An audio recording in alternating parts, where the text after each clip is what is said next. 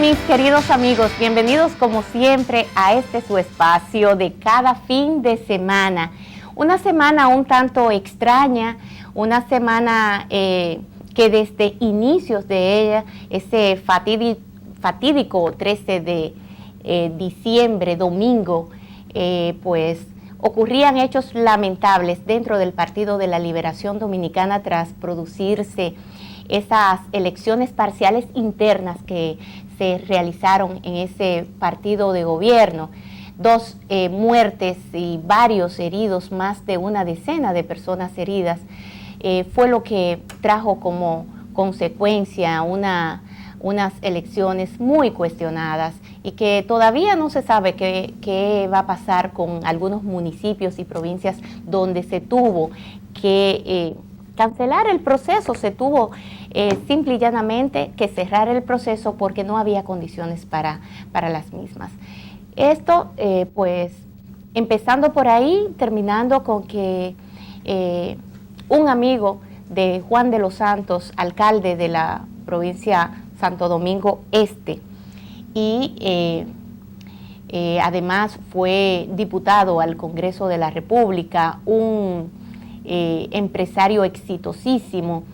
En fin, sabemos bien todo lo que ha acontecido tras el pasado martes, cuando un amigo decidió quitarle la vida a Juan de los Santos y él mismo quitarse la vida. Un hecho muy, muy lamentable que refleja por dónde anda la sociedad dominicana.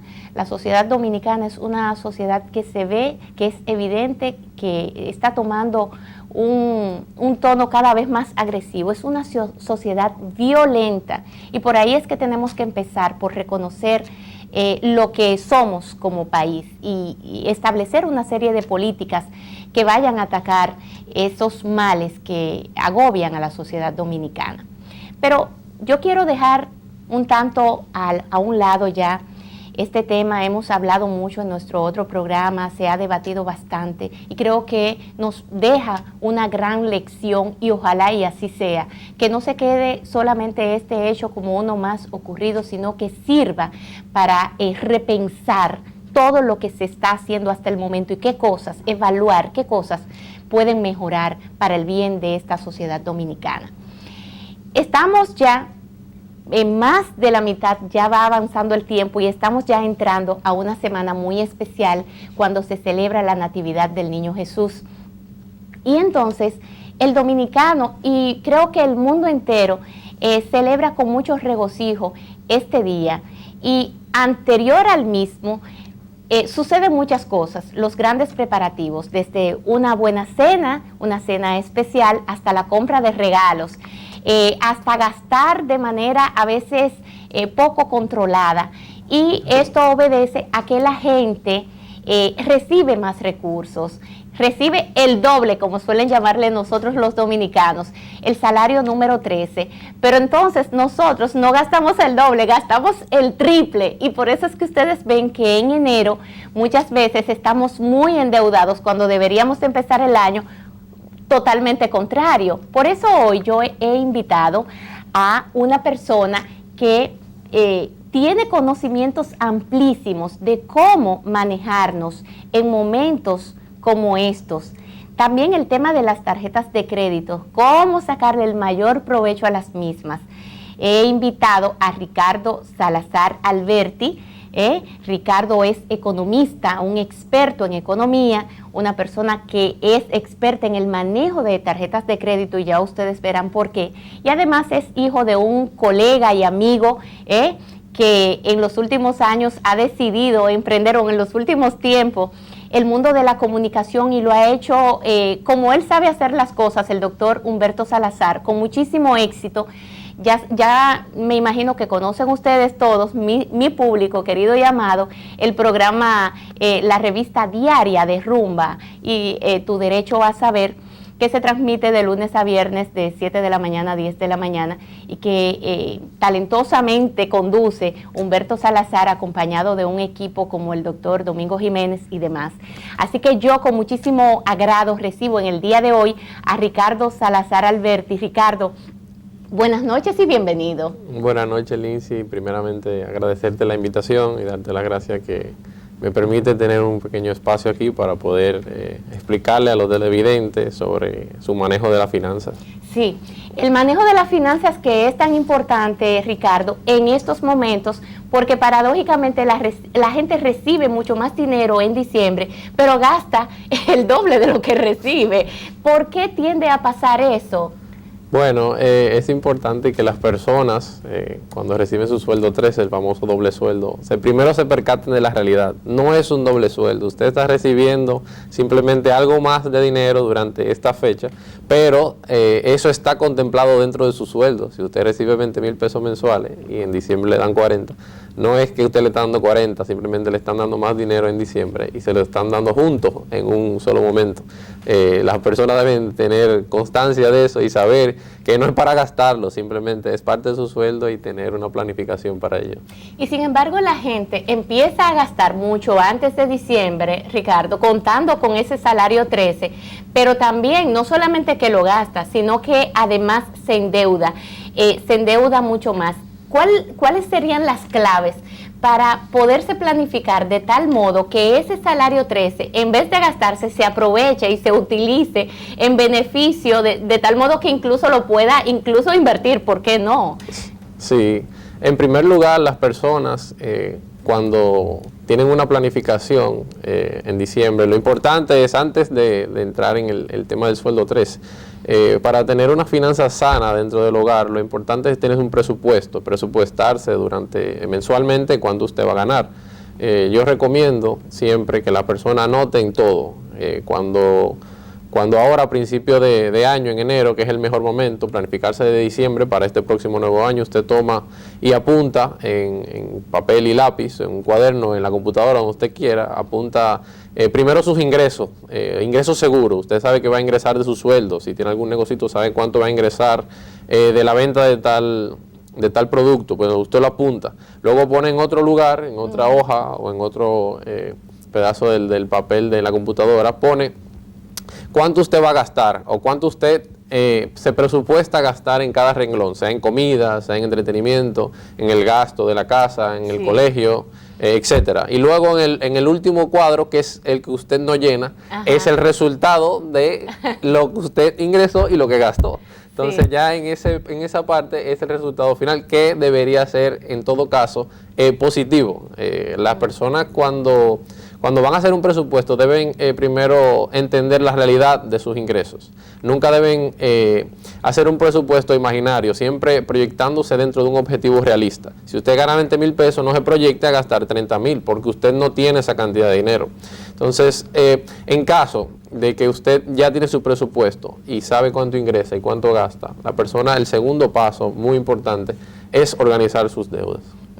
Que por lo regular ahí viene el tema del uso de las tarjetas de crédito. La gente, empezar por ahí, ¿qué es una tarjeta de crédito? Porque la gente a veces no es tan consciente de lo que es una tarjeta de crédito, que no es más que un préstamo a corto plazo, yo diría, pero que la gente no está lo suficientemente consciente y por lo regular, yo diría que un porcentaje que va mucho más allá del 60%, Ricardo, en la República Dominicana, no saben sacarle beneficio a ese plástico del que se vuelven incluso víctimas las personas y tienen que pagar altísimas tasas porque no pagan lo correspondiente a cada mes, sino que pagan solamente que el mínimo. El pago mínimo. El pago mínimo, y ahí es donde viene, como se dice en buen dominicano, un gancho. Exactamente.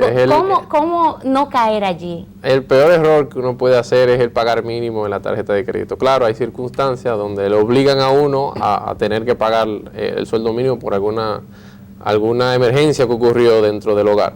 Pero lo importante primero, que es una tarjeta. Una tarjeta de crédito es un crédito, así mismo como lo dice el nombre, que le otorga el banco a usted para poder financiarse durante un periodo de tiempo. Si a usted le entrega una tarjeta de crédito con una fecha de corte imaginaria el día 1 de enero, entonces usted empieza a usar esa tarjeta de crédito hasta el 30 de enero y tiene una fecha de corte del día 29. Entonces usted sabe que los consumos que usted hizo entre el día 1 de enero hasta el 29 de enero usted tiene que pagarlo, según una resolución de la Superintendencia de Bancos, usted tiene que pagarlo 21 días después de la fecha del corte. Entonces, cuando usted recibe el estado en su casa de cuánto debe en la tarjeta de crédito, verá un sinnúmero de números, verá fecha del corte, verá pago mínimo, verá pago por intereses, verá pago por intereses al financiar. Tienen un sinnúmero de palabras que son realmente para que el usuario que no esté informado tal vez no entienda y tenga que acudir a una persona que entienda, que es lo que yo recomiendo. En todo caso, la persona siempre debe pagar el balance al corte, nunca pagar el balance al mínimo. Ni tampoco el balance total, porque entonces no se estaría beneficiando. ¿O cuál es la diferencia? Exactamente. Entonces el balance total, por eso le digo, hay muchas informaciones dentro de su estado de la tarjeta de crédito. El balance total representa el total que usted ha consumido con la tarjeta, pero no representa el total que debe pagar antes de la fecha de pago, límite de pago. Que mucha gente se confunde en eso. Yo he tenido que educar a mis hijos en eso, que empiezan ya a usar tarjeta de crédito. Sí, eso es muy bueno. Yo en mi caso empecé a usar tarjeta desde los 18 años, uso tarjeta de crédito. Mi primera tarjeta me la aprobaron por 5,000 pesos. Sí, eso siempre. Eso siempre pasa. Sí. Pero ahí es donde vienen los problemas, Ricardo. Yo quisiera detenerme un poquito, aunque me salga un tanto del tema. Los primeros años de la vida de un ser humano productiva, que empiezan a los 18 en algunos países, en otros a los 20, es una fecha clave. Y los bancos allí, ¿cómo pueden contribuir? Porque un muchacho de 18 años, que por lo regular le otorgan 5,000 pesos, pues eso fue lo que justamente le otorgaron a mi hijo, Kinichi, y ahora a Yoyi también. ¿Cómo eso, cuál es la responsabilidad que también tienen que tener las entidades bancarias para con esos clientes que se inician en el uso de la tarjeta de crédito, y cómo esto puede derivar en una situación terrible como la que vive, por ejemplo, Japón y otros países, donde, por ejemplo, en el año 2011, 2012, yo entiendo que eso ha mejorado. La última vez que fui a Japón fue en el año 2011. Los muchachos tendían a tirarse frente a los trenes porque se endeudaban tanto, era la primera vez que usaban tarjeta de crédito, no querían, por vergüenza, por un tema de honor, no querían hacérselo saber a sus padres porque ya habían salido de la casa, entonces se veían tan agobiados que se tiraban frente a los trenes.